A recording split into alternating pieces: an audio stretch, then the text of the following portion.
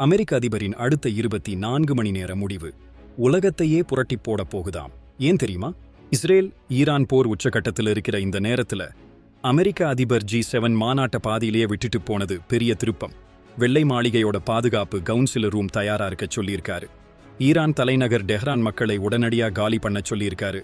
அணுகுண்டு போடுவாரோன்னு ஒரு பக்கம் பயம். இஸ்ரேல் பிரதமரோ அமெரிக்கா கண்டிப்பா ஈரான் மீது தாக்குதல் நடத்தணும்னு கெஞ்சுறாரு. நாம இங்க நிம்மதியா தூங்குறப்போ அங்க நிலைமை ரொம்ப மோசமா இருக்கு. ஆனா இப்படியே விட்டா அடுத்து அமெரிக்காவுக்கும் ஆபத்துன்னு நெதன்யாகு சொல்றாரு. ஈரான் அமெரிக்காவுக்கு எதிராக கோஷமிடுறாங்களாம். அமெரிக்கா ஈரான் மேல தாக்குதல் நடத்தினா அது உலகப் போராக மாற வாய்ப்பிருக்கு. ரஷ்யா, சீனா, பல இஸ்லாமிய நாடுகள் போரில் குதிக்கும். என்னமோ ட்ரம்ப் ஒரு தவறான முடிவு எடுக்க போறாரோன்னு பயமா இருக்கு.